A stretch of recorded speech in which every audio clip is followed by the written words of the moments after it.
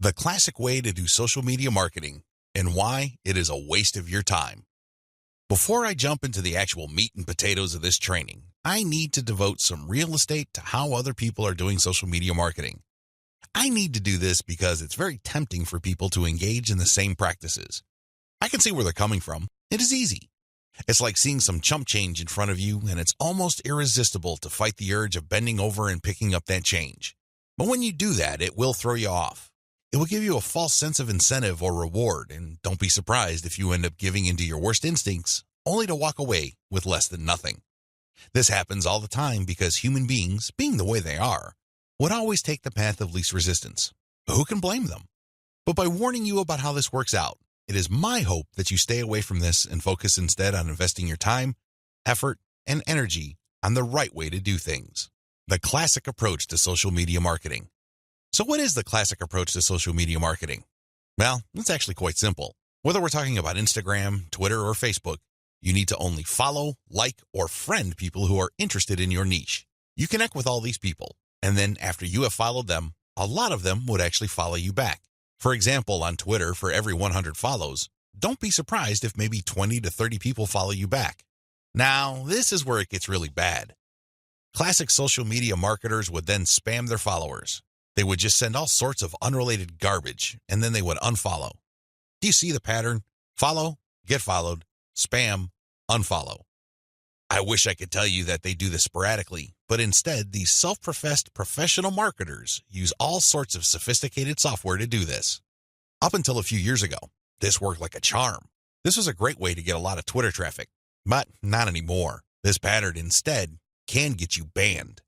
More importantly, whatever traffic you do manage to get using this tactic is not going to be any good. Why? There's no targeting.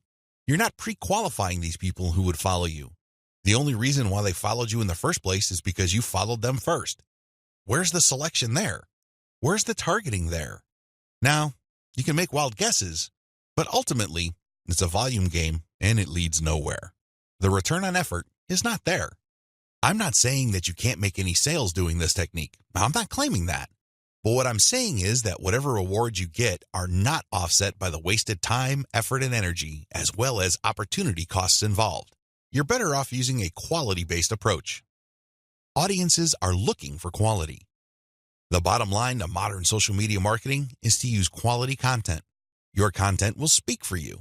Your content will do the pre-sales job regarding your brand. In other words, your content is your representative. It speaks to the values you want your brand to be associated with. The sad reality: even if the follow, get followed, spam, and unfollow technique still works for some people, the rules have changed. Social media platforms will reward or punish you based on engagement. If you want an extreme example of this, just look at Facebook. Facebook used to be a traffic gold mine. Not anymore. You need a really high level of engagement to preserve your reach on Facebook. If you get normal levels of engagement, good luck. That's how bad things are. And that's why I need to take this time to spell out why this classic social media marketing no longer works. Other failed methods.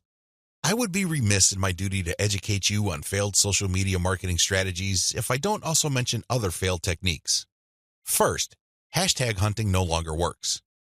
This technique involves marketers finding hashtags that are trending. They basically would publish niche-specific content, but use unrelated or irrelevant hashtags and pair them with their content. They do this because they want to hitch a ride on the upward trend of those hashtags. They know people are searching for those hashtags. They know that these hashtag trends are hot, so they want to poach as many eyeballs as possible. Unfortunately, the traffic that you get is not going to be any good. People are looking for specific types of information, and when they see that your content is so obviously unrelated, they're not going to click through. You might even get reported. Another failed method you should stay away from is influencer spamming. There are many influencers in most all niches. If you want to see this in action, go to Facebook or Twitter. There are many specialized pages and specialized Twitter accounts. Now, constantly mentioning those influencers on your content is not going to help if your content doesn't really add any value. There has to be a reason why you are engaging with these influencers, and drawing their attention is not enough. Getting them to look at your content because you think your content is hot is a lousy idea. Instead, you should focus your engagement tagging based on what they did. For example, If an influencer was talking about recent trends in athletic shoes, then that person would be fair game for an article I post regarding the latest trends in athletic shoes and what they mean in terms of the bottom line of large footwear apparel companies. That influencer would be directly interested in what I have to say because I'm sharing content that is not only high quality, but is directly related to stuff he or she is already talking about. Do you see the specificity here? Do you see the direct link?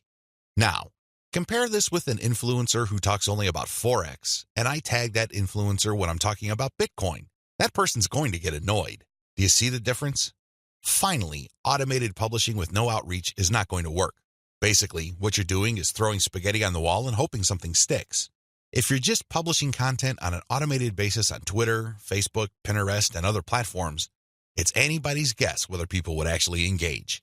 You have to do some outreach. You have to draw eyeballs to your content. You have to find existing pools of highly qualified audiences and get your social media account in front of their eyeballs. Use your very best content. If you do this right, your automated publishing on social media will be greatly rewarded. Use a shotgun approach and you're probably going to get the same results as other failed social media marketers.